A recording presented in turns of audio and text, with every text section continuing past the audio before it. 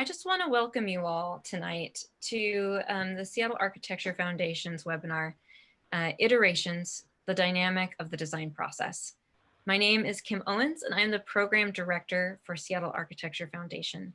And during our normal operations, we have a quarterly design in-depth lecture series, in addition to a whole host of different walking tours in and around Seattle.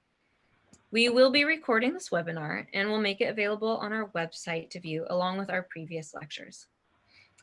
The Seattle Architecture Foundation acknowledges that we are on the traditional land of the Duwamish and other South Coast Salish people, a people forced to relocate, but who have persevered and thrive today in the Pacific Northwest.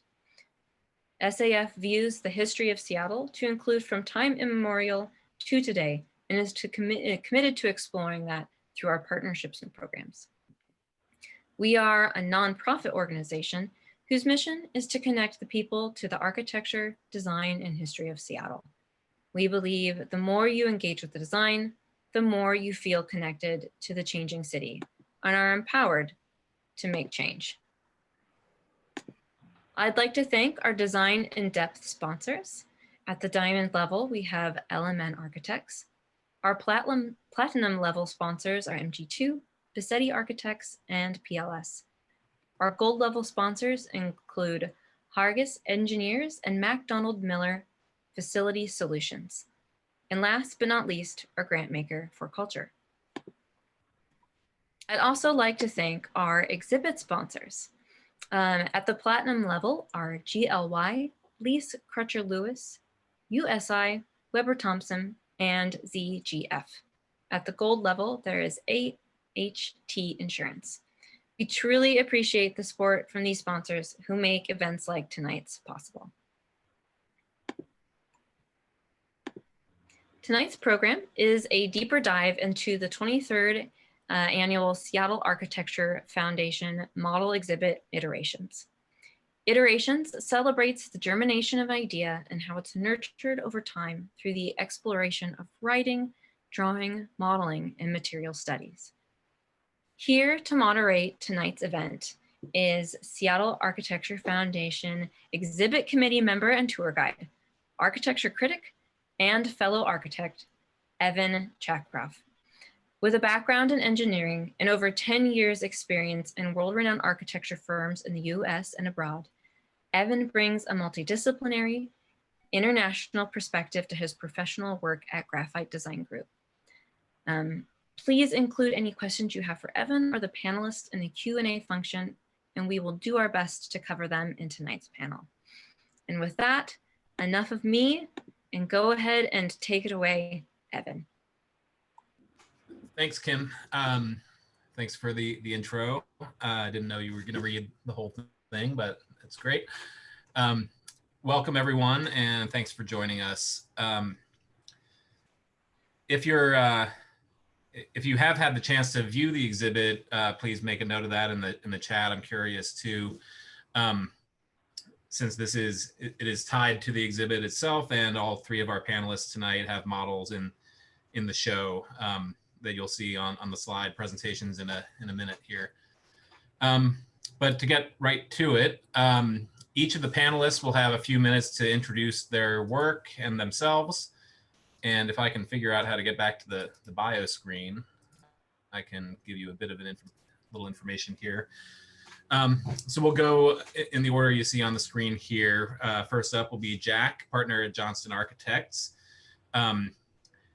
He supports the firm's efforts to infuse new technologies into their work while using computational design to easily explore and analyze numerous iterations and push design into the construction process through digital fabrication. I've known Jack for a few years and looking forward to seeing his work here. After Jack, we'll pass it to Scott Crawford, principal at LMN Architects, designer at LMN in Seattle, and a founding member of the LMN Tech Studio. Over his career, he's been able to integrate emerging technologies into the design process in service of designing and delivering award-winning work. So we'll see a bit of that tonight. And then we'll pass it to our final panelist here, Julia is it Nagele? Nagele? Nagele, yeah. Thank you. Principal Director of Design at Hewitt. As the leader of architectural design at Hewitt, Julia believes the success of today's projects rely on the expertise of many. She is dedicated to creating an inclusive environment that promotes participation from a broad range of diverse thinkers. She helps enforce these values at Hewitt as the team strives to solve complex urban conditions in a straightforward and elegant manner.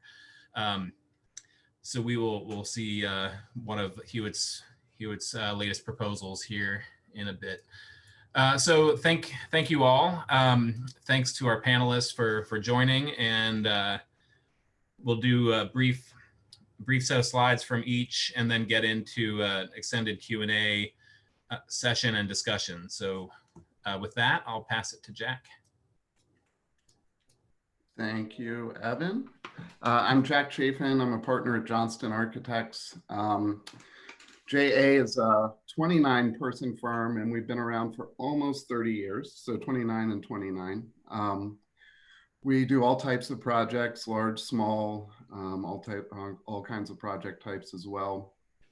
We really like dogs, very dog friendly, and we really enjoy making stuff with our hands, which is something we'll talk about later. But why I have the JUST label up there is we're also very proud of our diversity, equity, and inclusion initiatives within the office. And so I just wanted to highlight that. And we're a woman-owned business. And if your firm is not registered with JUST, go ahead and do it. It's not that scary, and it's pretty enlightening. Let's see. I am controlling. Yes. Great. Okay, so our entry into the model exhibit is called the Parametric Casita. And essentially, it was created because of the housing crisis that we're seeing in Seattle and the need to densify single-family neighborhoods. And so with the easing of regulations around accessory dwelling units and detached accessory dwelling units, we thought this would be an opportunity to allow folks to literally iterate different designs for their backyard cottages. And so we created, or are in the process of creating, a website that allows you to use modules, place them on your site, decide which modules you need to suit your program need and also your budget. Through this site, you can develop your own detached accessory dwelling unit, hit a submit button, and then on the back end, we have, well, not to get technical, but we have Revit models that mirror these modules that we can then create construction documents. So instead of getting sort of a one size fits all, you get to iterate and make your own custom dado for your backyard. So as part of that, here's a rendering of one of those iterations. And then here is the construction shot from the first prototype that's going up in Twisp, Washington. You can see here that there's also a module that we're working with the structure. So essentially it's just structure on rails. So you make it longer or shorter depending on what you need. And then here are some more recent photographs of the almost finished work. And so that's what we'll be talking about. And I'll turn it over to Scott. Thanks, Jack. My name's Scott Crawford. I work at Element Architects. I've been there for about 10 years. The project I'm going to be referencing tonight that we have in the model exhibit is the Seattle Aquarium Ocean Pavilion. This is something that's been in our office for the past 4 years. And over that time, it's gone through a lot of different iterations. And rather than trying to explain to you all the different things that happened on the project, I'm just gonna talk about some of the ways that the idea of iteration has carried itself out on this project. So what you're seeing here is actually 3 different options that we had shared during the competition phase for this. And I think for me, when it came to the word iteration, it's also the question of what is an iteration versus maybe a variant, and how an iteration tends to be a replication of a process. So things can look completely different even when you're going through iterations, and they can still be consistent to each other because of that. So we had at that time the same parts and pieces within all these schemes, but we were reconfiguring them in different ways. And even over the course of the project, it becomes interesting to look back at how plans even changed over time, to see certain parts that stayed fairly stable, such as that crescent-like shape, which was the base of the main tank that occurs within the building. That was fairly fixed because of the size of the object, but then you can see around the edges of that how things changed. And a lot of this comes down to discoveries that we were making during the course of design, as well as being able to learn new things about the site, as well as the relationship of the pieces that cause us to constantly reconfigure the ideas that we have. One particular area of the design that went through a lot of reconfigurations, and during one period of time that I'm showing here, went through some very intensive iteration changes, was that main tank. So in that January of 2019 version, it was just the tank, and we were finding that the walls of this thing were so thick to resist the pressure of the water that they could actually take gravity load going through them without really any extra material being added. So we started looking in February at, well, what happens if we extend those walls up to the roof to carry that? And then what if we go crazy and have it carry even more of the roof in that March version and start poking some holes in it for windows? And then things come up, of course, which is, how are you going to build that? That looks like really big, and it's got these curved surfaces. It looks expensive. So we came up with our Cybertruck version in April of 2019. I think it might have even been before the Cybertruck came out, so they probably copied us. And it turned out that was even more expensive than the curved version. So we started slimming down. But with all of these, the iterations aren't something of us just driving this because of visually what we want it to look like, but we're discovering more and more issues that impact the design over the course of the project. And what becomes interesting, especially with this project, is we're not always the ones choosing to do the iterations or carrying out the iterations. So while we are designing what occurs within the blue outline, the other areas that are touching it that look integral, hopefully, to it, are being designed by Miller Hull and James Corner Field Operations, but we're working very closely with them. So it becomes fascinating within the process of design iterations within one's own office. But when you have to iterate across different practices, communication becomes a key thing that you have to focus on, and how you can take and convey your ideas to convince someone to put in that extra time to generate yet another design option. And I think with designers, if we never gave ourselves a deadline, we might just iterate infinitely until we die.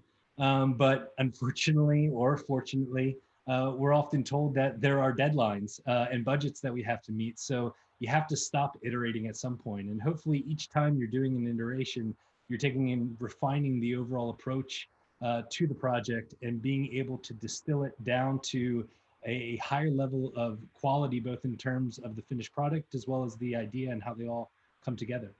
And with that, I'll turn it over to Julia. Oh, we lost it.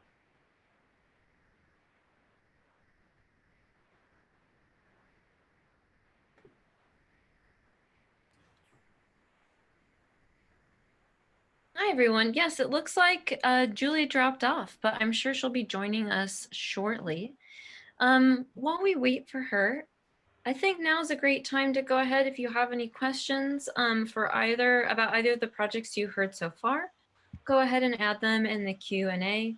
And if not, I'm sure, Evan, you wouldn't mind kind of diving in to what we plan to talk about tonight.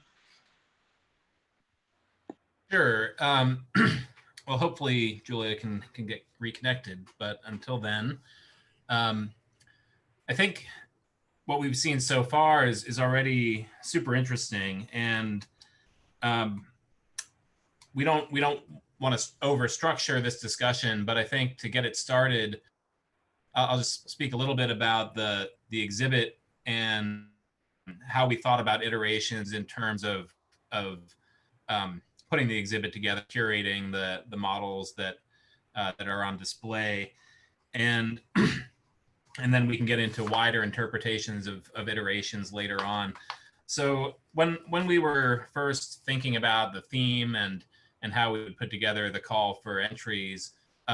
You know, I'm an architect, and often we go through many different physical models, digital models, different versions of a design as we're making decisions and honing in from concept down to eventually a construction set, and then the actual building.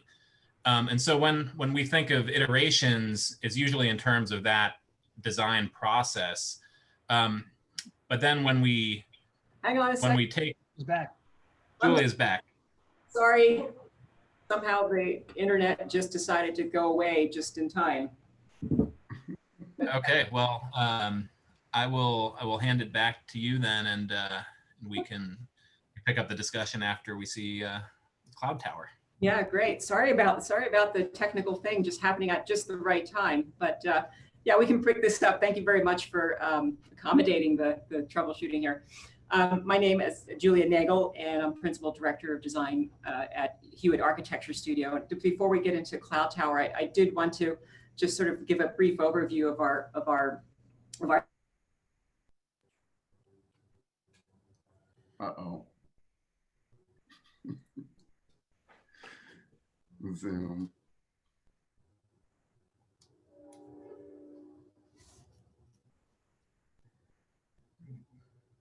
Give her a few seconds, see what happens.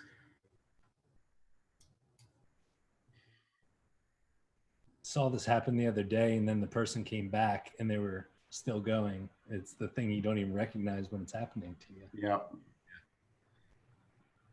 My favorite is when that happens and Zoom will speed up what they're saying. So you sound that, yeah. It's Time compression. all right. It looks like she yeah, was dropped again, which is unfortunate because, you know, always you do multiple practices and this is what happens. Oh, wait.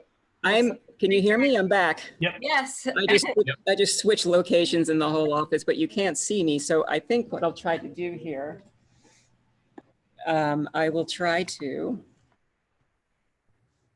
let's see if you can see me now. Now,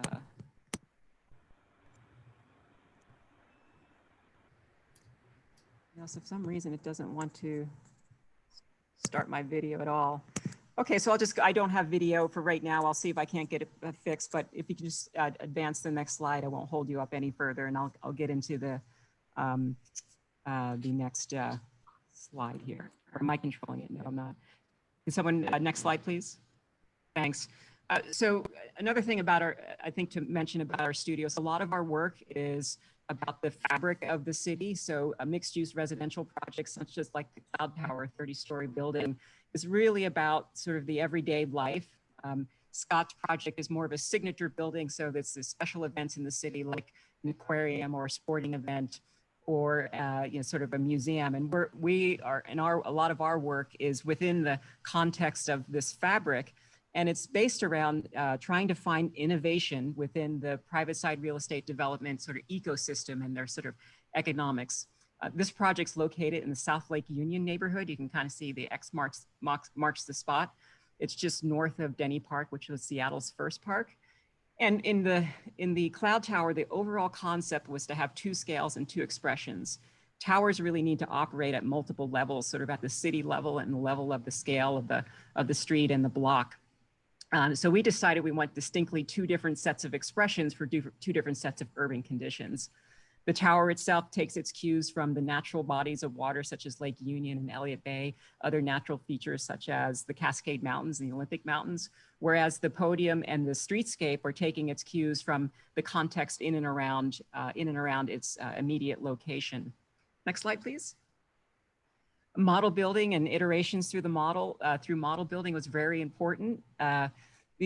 All of these models have stories to tell, and they're all done for certain reasons and purposes. But the most important model, aside from the stack of marketing materials that we had in my conversation with my partner, Sean, was the second image from the left. It's a section model that we presented when we were first introducing the idea of the Cloud Tower to the client.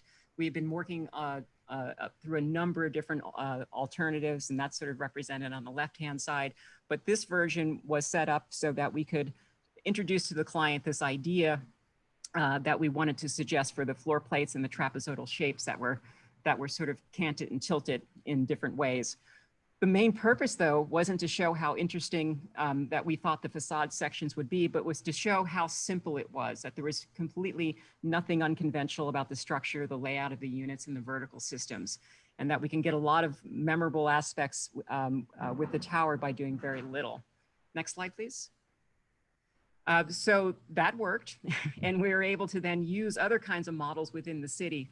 Our office has been in the city of Seattle for about 45 years, and we really do like to take advantage of all the different things around us that the city has to offer. So other kinds of conditions and models that helped us with the cloud tower was being able to access and visit the Seattle Children's Research Institute. It was important for us and the client, who was savvy and has an architectural background, that the tower forms we were suggesting added to the interior spatial qualities. And so we were able to sort of visit Seattle Children's to take a look at to see what those spatial qualities would be like, and the degrees of the tilt, and how that would be formed and what it would be like. We had to refine that, and we were working with the contractor on that refinement. He's pictured on the right-hand side. And we were able to determine that the number of tilts and the number of sections in our crinkle-cut French fry tower was pretty efficient. It ended up being, if we did 0 tilts and just had this sort of rectilinear solid tower, versus these proposals that we had at the top hand of the screen, really only added to less than 1% of the surface area of the tower shape itself. Next slide. The other really cool thing, and I'm sorry that I had to change locations here and my video is all messed up. I wanted to grab the model, but we were excited that we'd learned through our model building that we could create a tower that moved. The tower itself, depending on your vantage point around the city, either expands or contracts of how you view it. And that's the reason for that is that the tower shape isn't an accordion. So all of the floor plates are the same, and they sort of shift slightly every floor along a diagonal line. And if your line of sight is in line with that shift, the tower will have a tendency to sort of flatten out. And if it's perpendicular to that shift in the floor plates, it'll expand. So we were really interested in having this tower that could move. Next slide, please.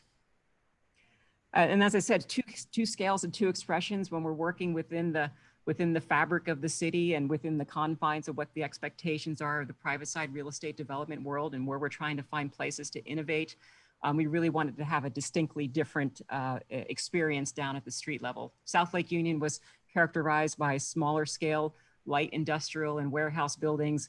The immediate context around that suggested that we would have something that was much more pedestrian and scaled as a series of human site compositions.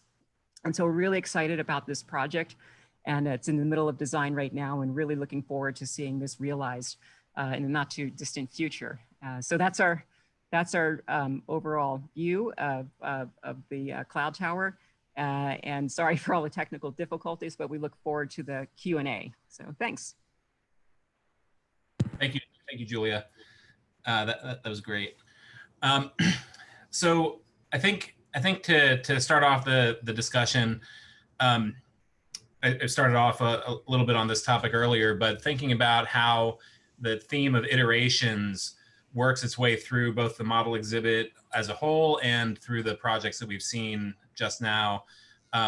It's interesting to think about how that impacts both the design process, but also how it influences the perception of a building by the public and by different stakeholders and different constituencies and all the people, all the audiences that are engaging with architecture, whether it's through real world pedestrian experience or through visibility on the skyline or through digital representations. How do works of architecture iterate themselves through these varied ways of perception and engagement? So I think that's something we can think about in the back of our mind as we kick off this discussion. But to get it going in the first place, I'm really interested in the design process itself and how different types of modeling and different technologies and different materials and even different scales of model influence the way that all three of you as designers and architects work through your ideas and come to the eventual conclusion of actually constructing the building. How is your design process shaped by iteration? So maybe I won't call anyone out, but if one of you wants to start off with that, I think that would be a good thing. I will defer just to sort of get my bearings here a second. I like the color of the column color behind you. With the I know, it's column. just like Amazing. perfect, right? Let's see, let's just get a little bit of asymmetry here or something. So it's just not so much aligned like a hat. Maybe I'll be more pointed and start off with Scott. So I know that your process involves a lot of physical model making, digital model making, utilizing algorithmic iterations, let's say, and using a lot of different processes in order to make that happen through your shop and through various types of digital production. So maybe you could start off by just speaking a bit about your process and how that informs the design. Yeah. When thinking about the just idea of iteration, and when we were talking in preparation for all of this, thinking of it in relation to time, I think iteration is often used at the very beginning of a process to discover. You're trying to uncover what are the design responses that you can have to the context, and what is, when you take and make a certain move, how does that then feel within that context? And in some ways, maybe because my undergrad degree is in psychology, I look at it as like, what is the designed thing's behaviors? Like you put it into a new environment, and now what does it do now that it's in that environment? And it's all about trying to ascertain at that beginning, what feels right? How does it work? How does it respond? And as we go forward through time in the design process, I think we're slowly moving away from the broad discovery, and we're progressively moving towards refinement. And we're trying to change smaller and smaller things in order to see what difference those changes make. And early on, it's difficult to make those small changes because you've got so many variables open. Why are you even focusing on the small stuff?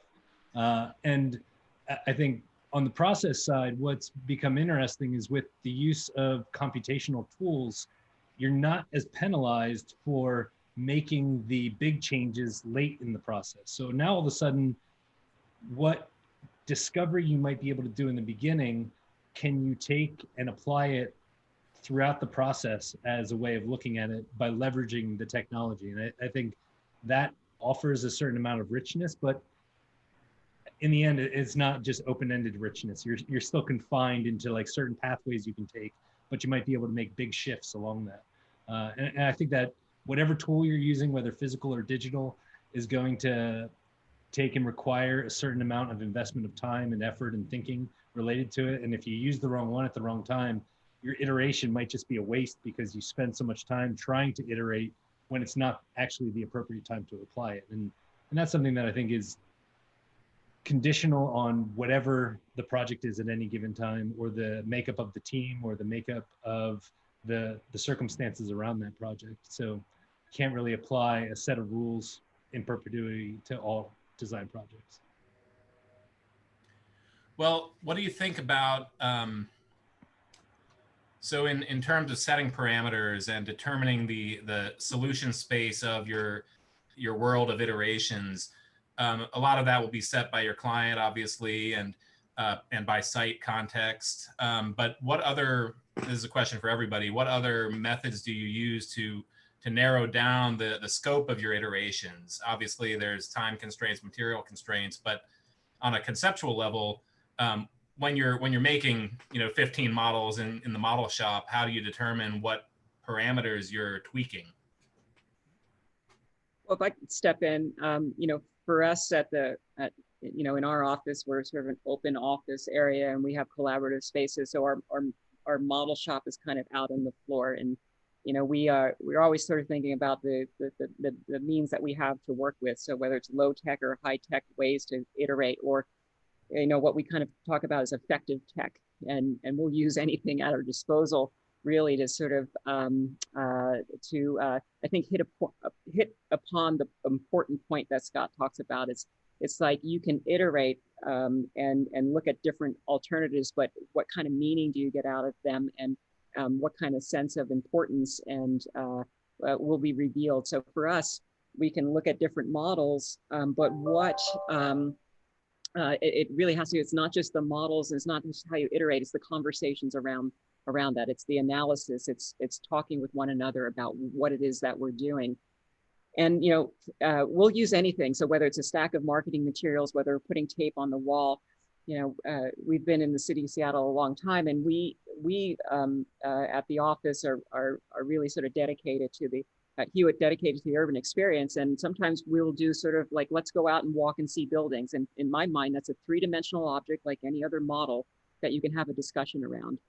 And so, you know, it's very common for us, you know, not so much nowadays, which makes me very sad, to sort of collect up people and say, hey, let's go get a coffee, let's go walk around, let's look at buildings, and try to solve some of our problems, you know, that we're trying to work through. We had one with Cloud Tower, where we had distinctly different base in the top, and there's only so many buildings that are doing that. And that, for us, that was a real conviction to say we're going to do two distinctly different kinds of buildings that relate to two different sets of urban conditions.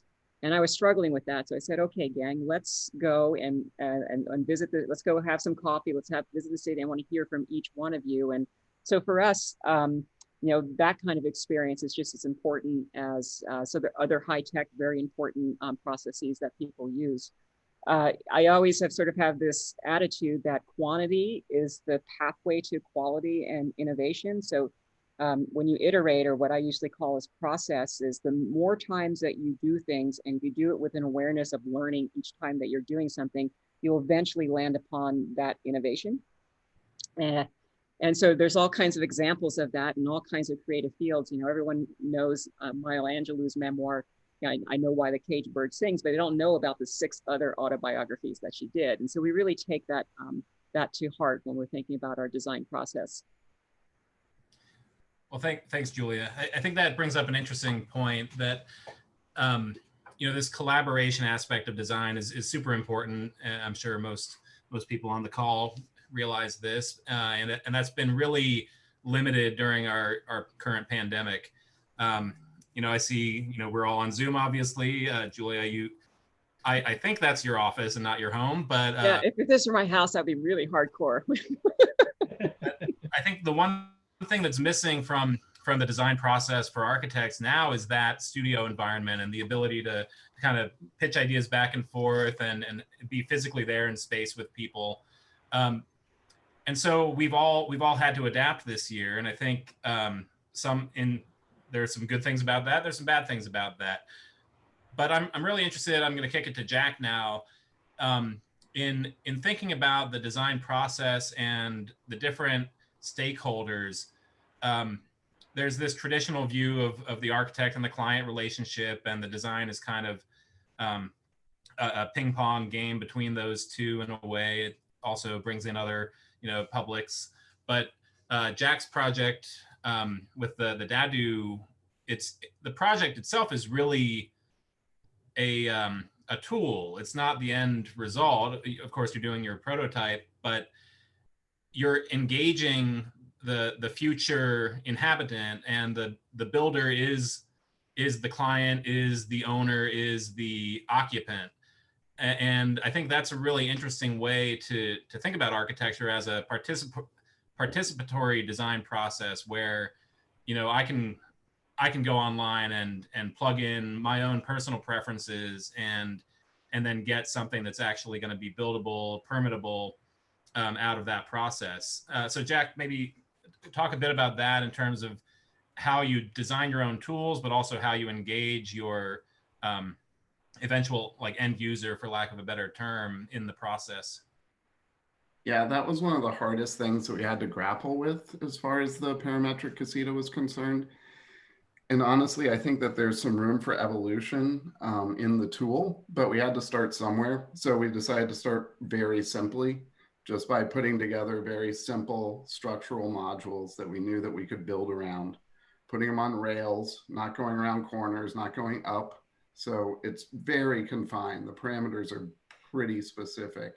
And the reason we did that, besides it makes developing the software easier, was so that, you know, if somebody came to the website, they weren't presented with, you know, so many options that they didn't know what they were going to get. I mean, it's essentially an aesthetic that we're putting out there. And whether it's 2 bays longer or 1 bay shorter, it is very much a similar building as to what you see being built in Twisp as far as the aesthetics are concerned.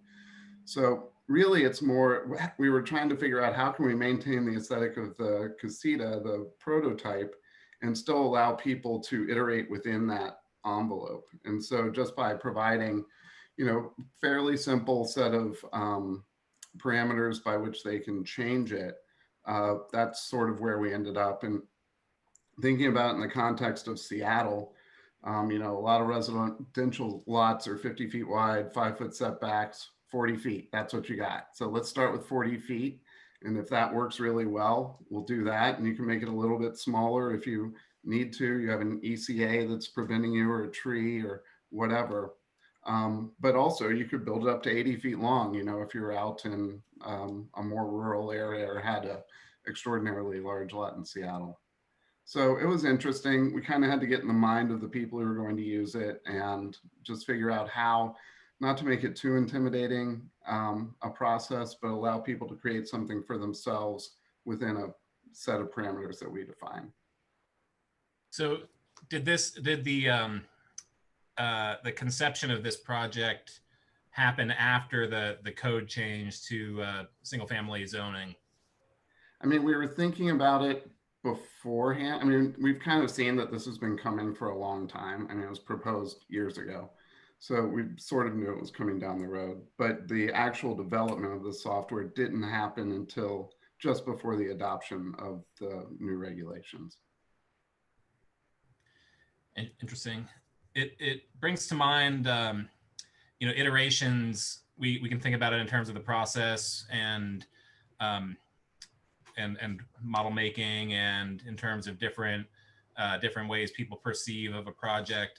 But it's also every site, every architectural project is a iteration of that site. And so every project contributes to the way the city is developing. And I think what we see with the cloud tower, you know, that also responds to changes in zoning, and you know, building heights are now you know, higher than they were in the past in terms of the zoning envelope.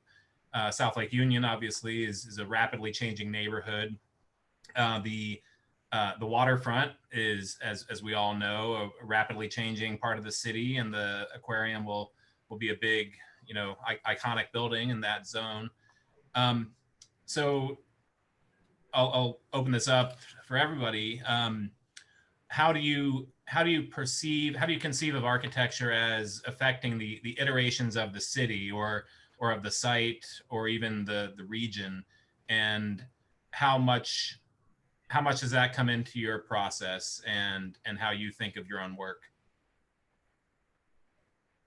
I mean, hopefully in all the work that each of us are doing, we're taking the context into consideration. And so then when you're developing and designing something to put into a context, there should also be the follow-on thought of, all right, I just changed it. What's the next thing going to do in response to what I've done? And I think it becomes a puzzle where we're constantly trying to discover what we have available to us, as well as what opportunities does this open up. And in a way, that's what's so fun about the iteration, is it's never really done. It's something that you can keep making a puzzle of. And eventually you kind of got to freeze the puzzle and then just problem solve it to get it done. But in that phase of going back and forth between, there's a lot of richness, and it's up to the individual to make sure you're engaging it. Yeah, no, I would agree. And one of the interesting thing I think about that phenomenon that Scott described, which I also agree with, is that that's where the variety of the urban conditions sort of evolves. You know, someone in the puzzle making process, they make one thing and then you react to it, and then on and it goes. And, you know, for us, as I sort of said in the sort of broken up presentation we did, that, you know, we work in the fabric of the city within the sort of expectations of, you know, the real estate development world, and we try to innovate within that. And, we found that the variety of that puzzle piecing, kind of situation, and, there's thinking about the design, we think about the broader urban conditions at the human experience in the office, but we also have to be really perceptive about our audiences, like how do we innovate within that private side real estate development world? And some of our work is, the perception of the client, and sometimes our clients are international clients and they have different business customs, they have different expectations. And so for us, perceptions and being able to sort of make a contribution to the city is really important, because you have to understand that client and put yourself in their shoes. And it's really hard to do when there's a lot of them don't look like me, kind of thing, and we're sitting around the table. And models really do help us with that. This model for sure helped us in many different ways. We do other tall towers. We have one in development right now. It's not nicknamed Cloud Tower, but we do have a nickname. It's called the Mama Tower. And the client was an international client, and having a model and this idea of Mama Tower was so easily understood, across cultures, that it was really powerful for us to be able to put ourselves in what was important to them and clearly articulate to them their needs, as well as what we felt was a positive contribution to that part of downtown where Mama Tower is happening. So it's I really love the idea, Scott, about the sort of the puzzle making, situation, but every puzzle piece has a whole backstory and life to it. And it really is about perception, the perception of the context you're working in, but the people you're working for, Yeah, I think that some of the best aspects about iterating is that kind of reactive nature of it. If it's not reacting to the environment or demographics or your neighbor, then it's not really helpful. It's kind of about like that intentionality that we were talking about before. So what are you trying to solve for? Like, what's the puzzle presenting me? And so what's that piece want to be? And so you can take in all these different parameters and all these different like data sets, and then you can make determinations. And sometimes those determinations are not what you thought they were going to be in the beginning, right? That's what's awesome, is that by iterating, you get from your base assumption, which may be one thing, is me, 50-year-old male white architect, to bam, it's something else, absolutely completely different than what I thought it was maybe initially going to be. So we come in with our own preconceived notions, rules of thumb, what we think is going to happen. And I think through iteration and reacting, we end up with something that is almost always better and more suited to be that puzzle piece that actually fits. Mm-hmm. It's always interesting. So the earlier parts of the project, you want to set those aside and just sort of put them away, forget about them. And towards the end of the project, you want to pull them out just to say, oh man, right? It's like, that's where we started. Like, what?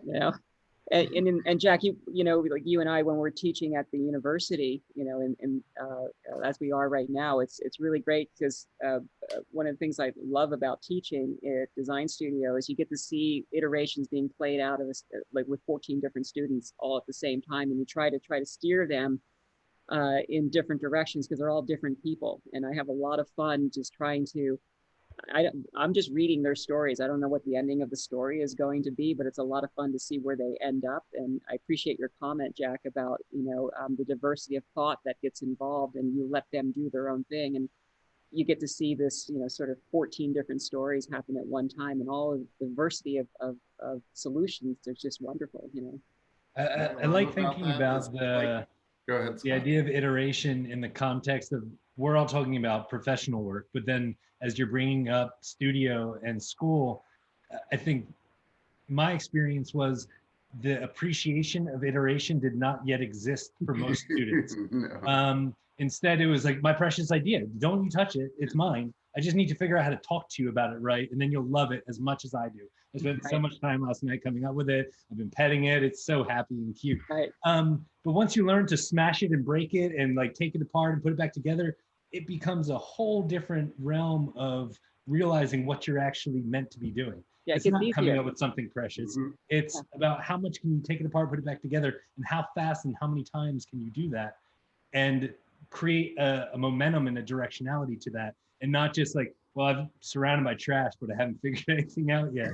That wouldn't be good either. Yeah, But absolutely. that's something that I think is a fun part of learning how to do this over time and recognizing what you need to let go of and what you really need to value. Absolutely. What I love about the studio and the students is it's kind of like distributed computing, but it's like distributed humans. And they're all tackling the same problem and coming up with these wildly different, ways of addressing it. And so it really is kind of eye-opening, and it makes you shift your perspective. Sometimes you come in and you're like, oh, they're doing a round building. Everybody does a round building in studio. But sometimes it works. Sometimes it's the right answer. Yeah. You just have to keep an open mind.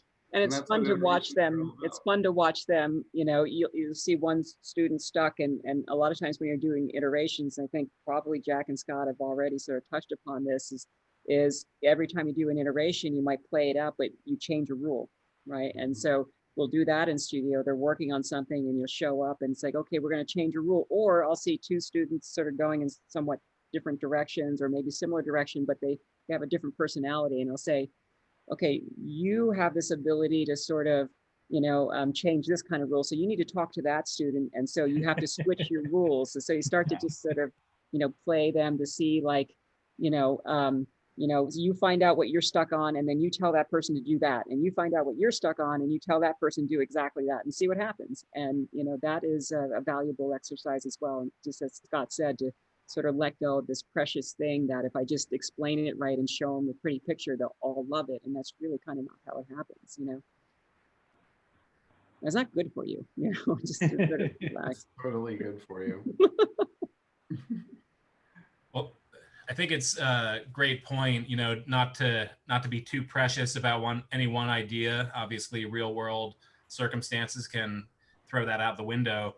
But it seems that through a process of iteration, still back talking about, the design process itself, having major touchstones or like the big idea or the one cool thing that you want to maintain and persist through the project. It seems like that you can find a balance between that and the ongoing iterations. Like Scott, you mentioned the tank at the aquarium obviously persists through multiple iterations. And I think that's probably a good thing, to keep a design grounded and have that consistency in a way that can be easily communicated to various different constituencies, the public, the client, and other stakeholders. So jumping off from there, one thing we haven't touched on yet is the physical act of model making and how different scale models, different types of models can serve different functions and communicate different things. So one thing that we tried to do in the exhibit was encourage people to send in study models, send in more practical models like a wind tunnel model or a section model that gives a better idea of interior space than a small solid foam model might. So what would you think? Going back to the idea of discoveries, let's think about how you thought different models and different techniques would be perceived or would be useful. And are there any that surprised you in terms of what impact they had on the project?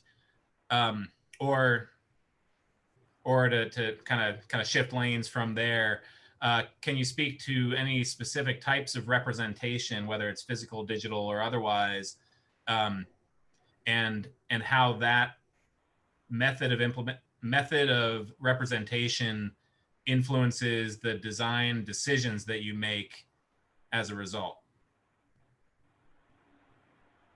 I'll jump off with the making stuff with your hands portion of the first part of what you're asking. And I think that that's really important, and I encourage it throughout architecture. But I think that why it's important is when you make something with your hands, you realize how, either it goes together or it doesn't. When you're manipulating material physically, and I'm talking about prototyping, like you're actually making the stuff that's going to go on the building,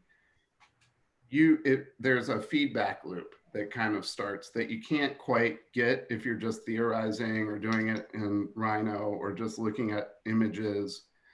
And And that kind of back and forth between you and the object and how you're making it and how the connections work and or don't work and how it breaks and is it fragile here or is it robust? I think all of those types of feedback that you get from physically making an object is just totally invaluable and is personally my favorite kind of iterative process, because you really find out what the real world, I mean, we make buildings, you get to find out, you know, sort of firsthand, at least, you know, maybe 3 steps removed from the real thing, how it's going to function and react and what it's going to be and what it kind of tells you that it needs to be, you know, based on what your early assumptions are, which are never right, almost never right, probably never right. I couldn't agree more with you, Jack, about the importance of that sort of tactile quality. I mean, even if you're working with, you know, cardboard or Strathmore, of just getting a sense of the rigidity of that material, or how you have to connect them together. You know, it's different than when you're working in a digital world, because gravity counts, right? And, you know, for our group, you know, when we're hand building models, you know, the future of our office, where I'd like this to go as a second generation member of leadership in the second generation at Hewitt, is to build more models. And so we're not there yet, but we'd like to continue to sort of just increase of how we have hands-on collaborative experiences. It's just really important. We had the pleasure, we were partnered with Herzog and Demeron to work on a project in Belltown. So we visited their office in Basel for a week, and taking a team there that they do a lot of really great work, of course. And they have high tech and they have low tech, and sometimes they're out in the courtyard and they're building stuff, and sometimes they're burning things with cigarettes and doing all kinds of very inventive things. And it's really about, you know, it's about sort of iterating, collaborating, and it's that conversation among creative people that's really important. And we really do see that as the future of our office here at Hewitt. You never know what you're going to get until you burn it with a cigarette. There you go. Or until you put a piece of ham onto a CNC router, right, Jack? Yep. I mean, I think that we won't get into that. I think, again, it goes back to the discovery piece of if you don't touch the design in a certain way of like exploring it physically or exploring the materiality or looking at it at different scales, it doesn't necessarily mean that you're going to be screwed, but it could mean that you have a blind spot that you haven't yet acknowledged and identified. And so with iteration, we should be not only trying to go for like, how many have we done, but what breadth have we covered, so that we make sure we understand it from all the different facets, from the conceptual facet to this side of how is that one piece going to attach physically to the other piece, and does that attachment look good? These are all the things that we need to be working through. And if it becomes a linear fashion of we start big and we just keep progressing over and over down to a scale, that could work, but you might miss something at that point. And it becomes interesting when you can jump between scales effectively and be able to zoom from a detail idea back to the overall, change that detail. What does that now mean for the overall? And so then it's, how do you take and make the design process efficient enough that you're not penalized for doing things like that? Because that becomes one of the things, not only within an architectural process of going through and testing these things out in digital models and physical models, you want to make sure you're not expending energy and time that you're just like, shit, that was a waste. Why did I do that? And sometimes I feel like that can be the response from the consultants on the engineering side that maybe are more oriented towards solution, like objective, proving one thing out over another. And we need that. Like, we need to prove that the building's not going to fall down. Absolutely. But when you show up and say, I want to try all of these iterations and tell me which one falls down the least, they're like, that's not within the realm of what they think the problem space is. But for us, it kind of needs to be that, to help inform what we think that solution space can look like. Yeah, I think a lot of it is like, you have to have, what's your question, like, that you're trying to answer with this iterative process, and then kind of put brackets on where you're willing to accept the craziness to stop. and say, okay, we can go this far and we can go this far. Outside of those realms, we know it's probably not going to work. It's just not going to work. And so I think it gets back to that intentionality that we were talking about earlier. It's like you have to sort of align what your goals are with what the question is, and then how do you test that out over, and then a lot of times it proves out just like you thought it was going to, right? And then sometimes you do think like, oh, that was a waste of time because I knew that's how it was going to happen. But then you never know. Sometimes you come up with these novel ideas out of those investigations, and if we never did it, all the buildings would look the same and we'd all be sad. And that's kind of where, when the kind of work that's sort of in the Fabric City work we do with real estate development. So our sort of guardrails of like what the expectations are of the breadth of design that we operate in, it's pretty satisfying to find those moments where you can be innovative and still provide value to the clients and meet their goals. And it sort of goes back to the perception of like, how can we, for us, it's like if we can find innovation in a place where the expectation for innovation isn't necessarily there all the time, but we're able to achieve that, where it's like having good design isn't to the detriment of meeting the values of the client, and the client gets a memorable building, and it's again meeting their goals, and so that's kind of like one of the fun things about the kind of work that we're doing, is that we have this sort of framework or this sort of bandwidth that we're operating in, and when you can innovate in that bandwidth, it's pretty satisfying. Well, I think the idea of bracketing is really important here, and thinking about the solution space of various design options.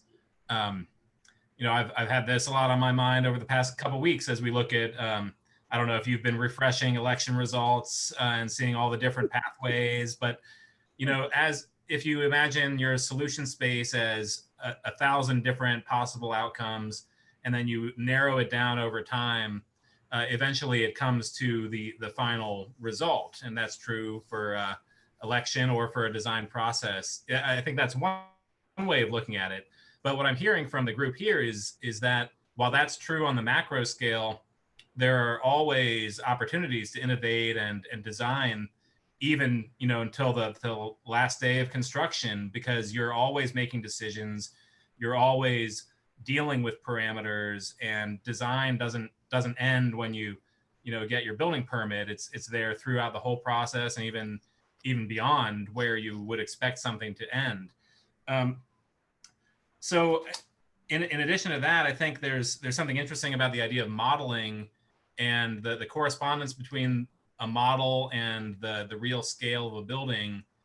It's almost an inverse relationship, right? When you first start a project, you'd have smaller models that gradually the scale of the model increases the closer you get to the completion of the project, to the point where you may have a mock-up that's a 1-to-1 detail instead of a 5-inch tall tower made out of foam.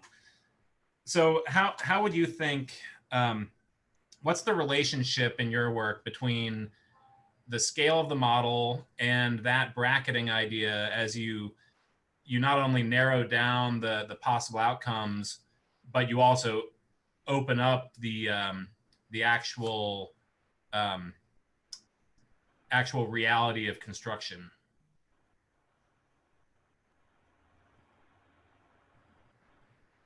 Well, Okay. I guess I could say, you're sort of talking about like what kind of creativity are and how is creativity applied to what you do, and the kind of creativity you're doing early in a project all the way through construction.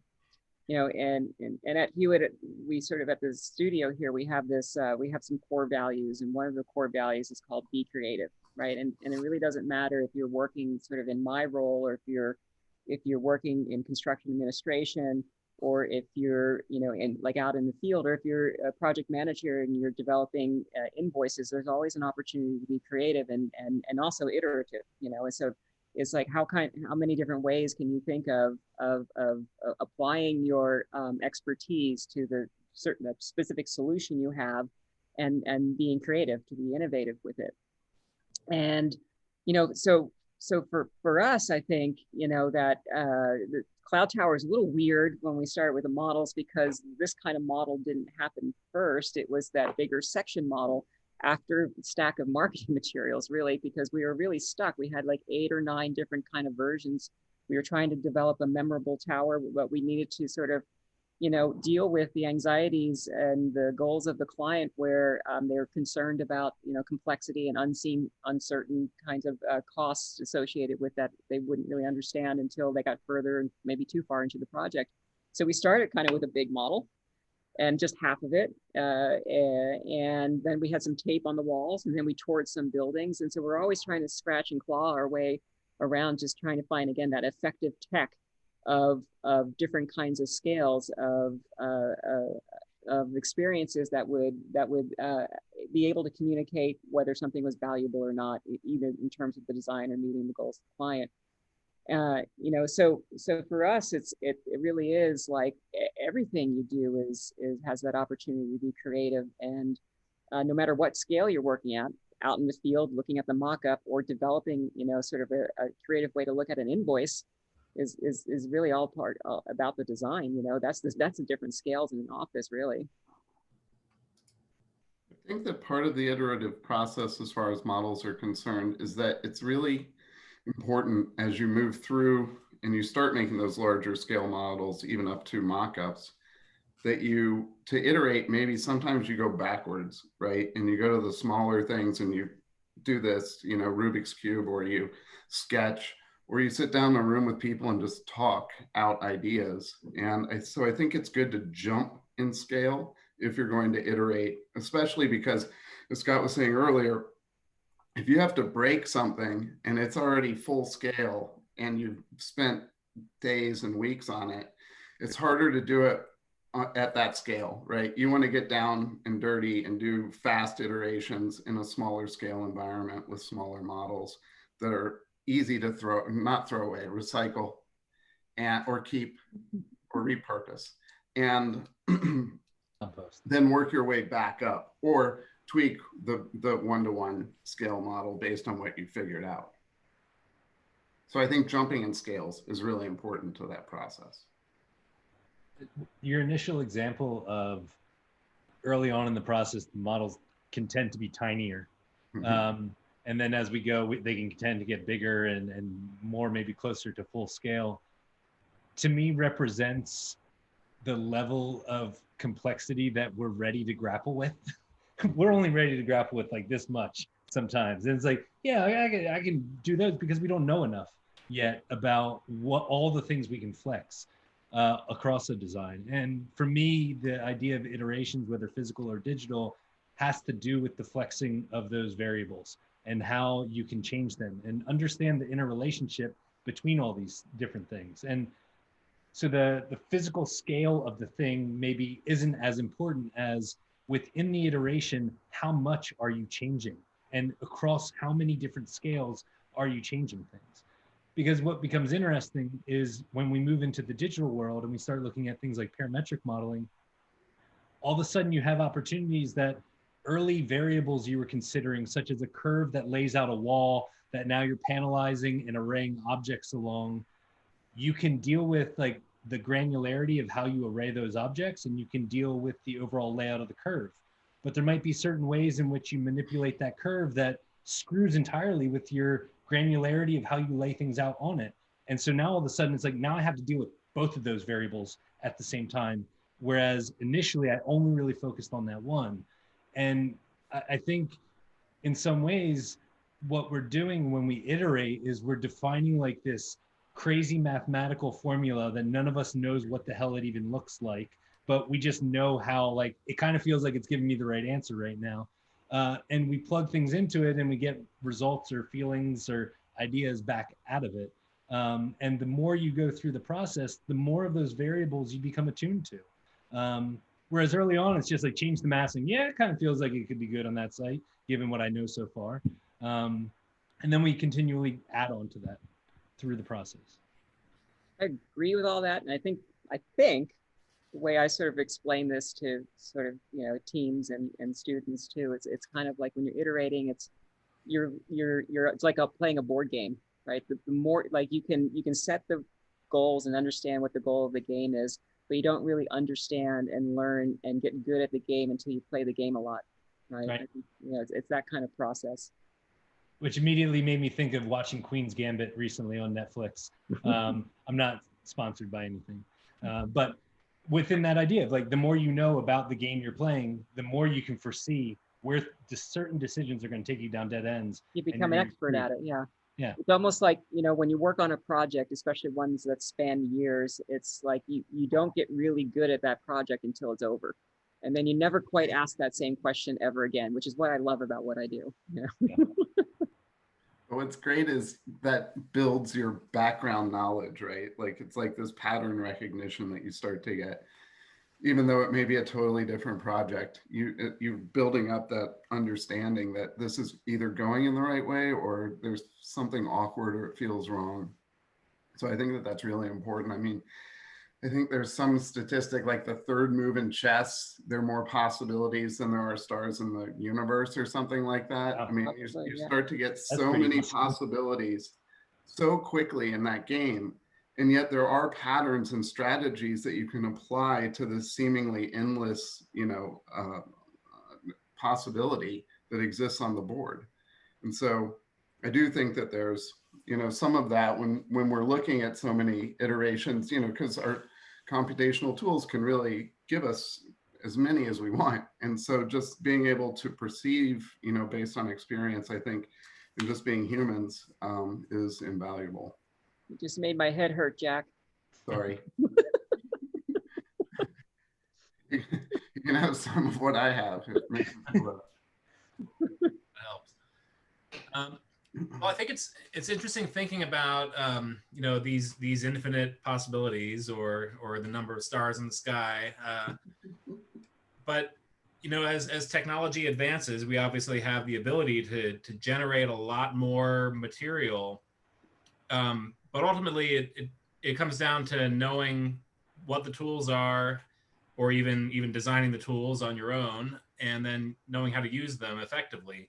And I think, Julia, you'd mentioned earlier effective use of iterations and being able to kind of hone in the intention of doing iterations in the first place. So maybe to conclude here, we're trying to wrap by 7. Audience questions are welcome. Please type them into the chat. But as my last question, I would say, let's be a little like sci-fi here and project into the future. Given this year and how we've all been working collaboratively online, digitally, and given the availability and growth of these tools that enable us to really like come up with all kinds of crazy ideas and possibilities, how do you see the practice of architecture evolving in the future in the next few years through different tools, different methods of collaboration, or even just finding a balance between the digital and the physical, or the material and the immaterial? I would like to see the idea of AI being involved in design die. I think it's maybe one of the dumbest ideas. It's also so boring. Like, why would we want that? Like, applying those systems. So that's what I would say about the future with technology and design. I would say more robots. I have been pushing for that for years. I've been waiting for robots to do housework since the Jetsons, and I don't know what's going on here, but I'm really impatient at this point. But you know, for us, you know, I think, you know, maybe many feel this way, is that, you know, I get asked the question all the time of like, how do you think, you know, our structures, our built environment will change after this experience? And you know, we've gone through pandemics before. It's been a long time. You know, we've had 1918, and we've had the bubonic plague, and you know, the greatest invention in human history is the city, and it will survive. And I think what I'm learning, and you know, I'm sure many of us are, there's such value in the social interaction and the collaboration, and how powerful that is. And I think, you know, like models are a lot like, you know, sort of the hearth is the center of the home, model building sort of the center of for us, the the architectural practice, because it's something that is clearly a three-dimensional object in which you can have a conversation around. And I think we're learning how important that is more than ever. Time will tell about our work-life situations and whether there'll be more flexibility in how we do our work, and and how we think about social spaces, especially in tall vertical buildings. We're always looking for different ways to innovate and get light and air and get places for people to connect, even in tall vertical towers that maybe aren't just on tops of roofs and things like that. And maybe one day in that bandwidth of private side real estate development, there's more of that attitude to have this social interaction in sort of these vertical tall towers. But I think sort of meeting face to face, we're learning how valuable that is, rather than technology allowing us to do something that we haven't ever done before. That's kind of where I am with it. I think one thing that's interesting is back in March, April, people thought, well, the world's going to end, but it didn't end. We're still meeting, we're still exchanging ideas, we're still going to school, we're still doing our projects. And I think that I know that without technology where it is today, we wouldn't have been able to do that. And so I think that it's probably going to continue along a path that we've started to discover, even, ubiquitously as a people. But also, just to get back to the robots, I really do wish that there were more robots. I wish that what architects did on their computers made it out into the world easier, and that we were able to participate more in the construction process. I do think that, we're one of the productivity of construction and design in our industry has not gotten better over 100 years. So I think that that's where we need to make leaps and bounds with our technology, is to get us into the realm of making things, actual buildings, systems, etc., and making that a little bit more seamless so that we can get over that hump of productivity, that we can bring costs down, that we can make cool things that aren't expensive and precious and museums, but everybody gets a cool thing. And so anyway, I think that's where I'd love to see technology take us, because not only could it improve our built environment, it can make designs better, it can make our jobs better, it can make architects more valuable in the world. And that's my soapbox. That'd be great. So the bandwidth that we're able to operate in with the work that we're doing, I would love that. That'd be great. One thing I would add to what Jack was saying that I'm in complete agreement with is, what's I think really cool is with technology right now is the level of entry for what architects can make, like physically make, has far exceeded a hot wire cutter with foam, and trusting ourselves only with that, which you can't really chop your finger off with. But we're able to get now into these tools, get them into our process that are replicant tools of what we would expect our contractor friends to have. And I think that is a part of the iterative process that we could spend more time within, is understanding how to actually make things, making things ourselves as architects, beyond even the scale of models. And in doing that, we open up to ourselves another rich environment of the types of issues that are ripe for new discoveries to take place, both in terms of material efficiency as well as different aesthetic expressions that we can create if we get direct access to these things. Because you can't really go through a full iteration when you have to get someone else to reluctantly participate. That reluctance just is a roadblock, and then you stop, and then your iterations don't carry very many out. Yeah, if we can do it, then that goes a long way to allow the actual experts to be able to do it, and that allows really good things to happen. I couldn't agree more. Yeah, and I think one final thought there is, going back to the very beginning of all this, the idea of intention. Like, technology is not some thing that has its own momentum and purpose and intention that is directing things. We have to look at all of these things as tools. The purpose is for us to gain a better understanding of all the things we're doing. And so if a certain tool is going to allow you to develop a better understanding, take advantage of it, figure out how to use it. but don't just expect that because you like put your hands on a computer, it all just got better at that point, or on some other tool, it all just got better. It still in the end does come back to that intention aspect of what are you trying to discover? What are you trying to work out? Absolutely. Yeah, sometimes the tool's a brake or a sewing machine, or, you know, you never know what it's going to be until you start asking those questions and what the project demands of you. So you have to keep your mind open to what tools you do use, and they're not always robots. I mean, it probably could always be robots, but anyway, this has been fun, Evan. Yeah. Oh, we have a love question. We have a few audience questions. Thanks everyone. I think that's nice nice wrap up. We have a few questions from the audience here. So one, Vanessa asks, "What are you drinking, Jack?" Oh, it's tea. It's green tea. Okay, I thought apple juice, but Yeah, I think Vanessa knows what I'm drinking. I'm drinking root beer. I am also drinking tea. okay. And then Kim, I think you had a question, or if there are any other audience questions, please. There was one in the chat for Julia. Yeah, I'll just read it for out. Julia. Oh, I The missed that. model of the Mama Tower close by. You have a, Oh, Yeah, I was looking yeah, at hang some on. renderings of that. That's a really cool looking tower. there you go. That was called the Mama Tower. It seems fitting for what was going on.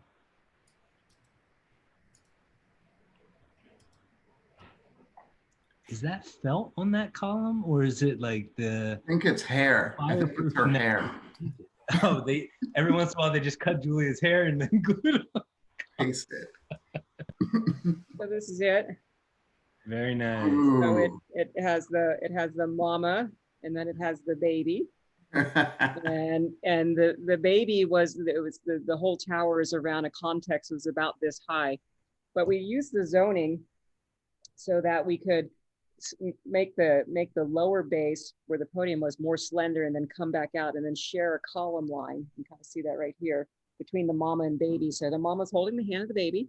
And you know, so that this was the transitional piece to the lower context. There's a historical context in downtown Seattle, and that was the way that we sort of transition scales up to the 484 foot tower. So this was you know, something we used in design review process.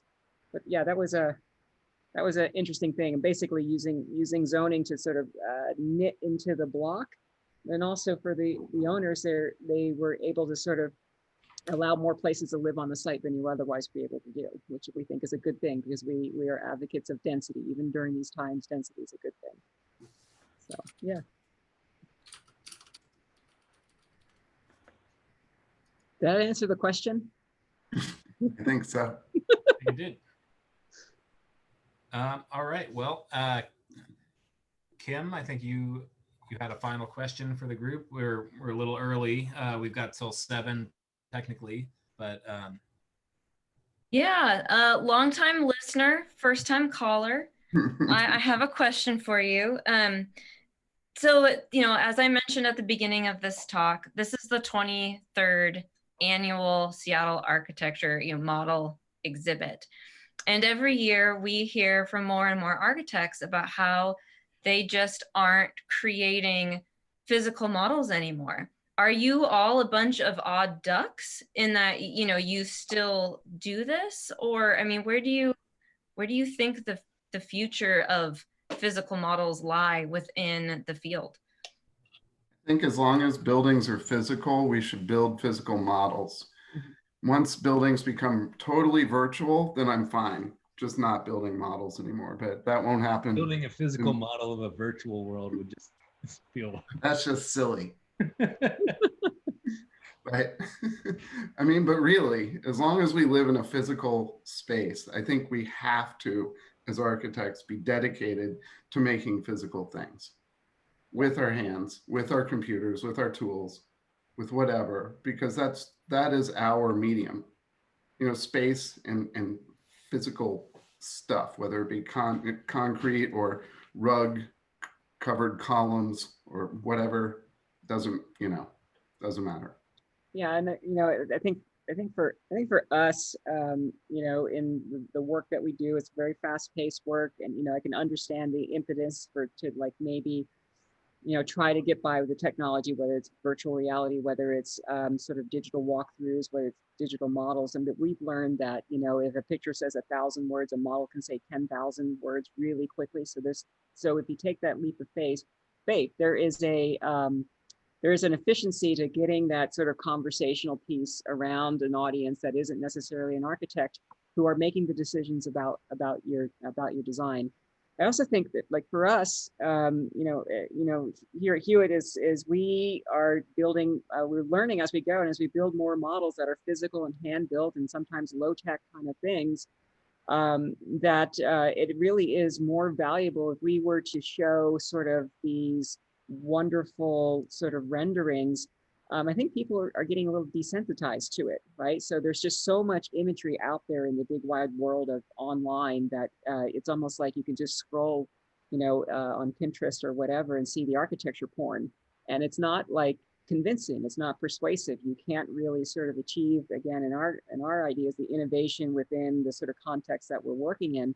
But we've had a lot of success with model building and having really good, efficient decisions being made through model building. So for us, we've gotten this positive feedback in this process. So it's something that isn't just sort of an additional service. We sort of make it part of our basic service. That's part of the design process. And, you know, sometimes it's just a leap of faith and just sort of a conviction saying, this is the way we're going to work. And for us, it's working so far. It's a lot easier to share. It's a lot, it's like, you know, it's like bringing a puppy to work. You know, everyone loves seeing the models. There's a power to it that you know, sometimes you just can't explain all of it. Yeah. So we have another audience question from P. Crick. Other than time and economics, what criteria do you use to determine whether to hand build a model yourself or to engage someone else to build iterations for your review and input? When you say you there, do you mean us personally or our practices? I think I would interpret that as outsourcing to another company, whether it's you building it by hand yourself or someone on your staff who's there. You personally. Yeah. I do work with the teams on the models, sort of building stuff. Because I kind of love it, and sort of I want to get in with the teams, and I want to sort of, you know, put some things together. I won't, you know, necessarily be doing all of it, but I will build some of it. Some of the things that we do outsource, if we're building a big context, you know, some of the neighboring buildings around that, and, you know, things that are sort of static already, we'll do that out of house so that we can focus on sort of the things that we're designing. And so it really does depend of how it you know, how the process works for us. In some ways, I think the personal building of the model can carry more value if you are less aware of what you're going to encounter while building that model. If you've been through that process a number of times and iterations, then you can act as a participant and just enjoy the product that gets made afterwards, because the lessons of gravity, you've seen them before. You've seen how they fail. And so you can then look at that with that other person and try to give advice related to that. But I don't know on the times that I find myself wanting to build something physically, or even on the digital model side, wanting to build my own digital model, is when I have a question that I can't even ask someone else to do the task for me, because I don't even know what the hell I mean yet by the question that's there. It's just kind of like a feeling, a nagging thing. And like, I have to look at this, I have to explore this. So I think that's the criteria for me, whether I do it personally or it becomes a shared effort amongst the entire team, is, can it be explained to someone else, or do you have to first do that first iteration to understand what it is you're even interested in? Yeah, when I'm working on digital models, and I feel bad sometimes when giving directions to sort of team members, and I'll work on it, and then the direction I have will lead me down to 6 other options that I'll do, and I can't really sort of convey where that will go to one of my colleagues, you know, until I sort of jump into it myself. because you just don't know where it'll go yet. Or you try something, say, and you immediately know that it's not what you want to do, but you know what to do next. And that's the difference, that you can't sort of get this, when give a direction, say you're going to do this, but then once you do that, you're going to find that it's not going to work that way, but you're going to want to do 6 other things. Yeah. And that's the part that you can't like sometimes explain. It's not possible. I totally agree with Scott. It's like those novel, unique things that you haven't done before. And if you've done it before, I mean, I don't know. You learn something every time you build a model, I feel like even the simple models we built for the casita, which were very basic, you learn things from that by building it. So I kind of miss out whenever I'm not building a model, but I definitely like to tackle the ones that are new and something I haven't done before, or just can't figure out, in the computer or whatever. So yeah. And if I have time. So much. All right, we have time for one more question and 2 comments. Oh boy. Very specific timing here at SAF Design in Depth. It looks like Jesse Davis had a question of, what has helped each of you tune your ability to iterate as designers over the year? I've got like this whole dashboard up in front of me of all the various windows. It's like distraction central. Oh yeah. I just have I'm studio. looking at the chat, not the. So I look beautiful. There we go. Is that our question? Yeah. What has helped us? Tune your ability. How did you do it? Oh, I think it's more about changing attitudes that I had. It's Scott had mentioned way back in the conversation about when you're a student and you're working on something and you're sort of really attached to it and you want everyone to love it, and you sort of go and present this thing and you have this whole series of reasoning about why this is beyond critique, right? And you sort of have that attitude. And I think I sort of suffered from that a little bit early on. And I was lucky. I was lucky early in my career, yeah, when I was a student, sort of my last semester, just to be terrified that I was going to fail, right? Because I decided that my thesis project was going to be like this, degree 3 difficulty dive that I wanted to do, and in order to be successful, that fear sort of allowed me to say, I really need to listen to all these people around me, and when they give you a critique, that you can sort of process that and not sort of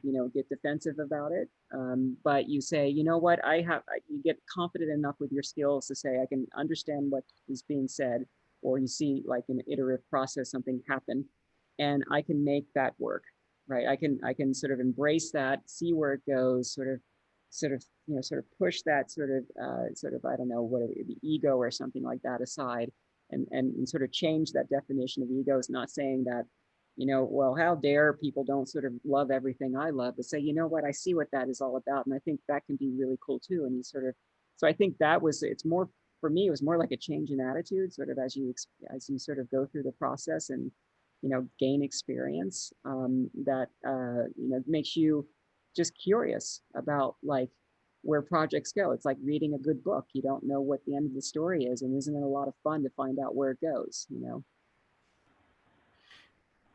I like the metaphor of spinning plates for design, like, and I prefer as many spinning plates as possible. I don't like things to be fixed early on. I would rather incrementally be trying to understand more and more of what's affecting it, with not settling on anything at any point, which can be a problem, because eventually you got to decide on something. But I think that as a switch in approach, when I recognized that as a mentality towards design, was really helpful, because to Julia's point just then, of it becomes less of a critique of this beautiful jewel that you think you have, and more, okay, now I've got to get that balanced within all of this, and having to take all those things and balance them. I think that's what design represents, and the iterative process represents to me, is that balancing of all those things, rather than, all right, I got it, now how do I execute it? Right. And for me, I would say the 2 things. The first was understanding that you have to apply the right tool when you're trying to go through iterations, right? It might be a model, just a hand-built model. It may be, who knows, an evolutionary solver. Who knows what it is? It may be multiple things. It might be a hammer.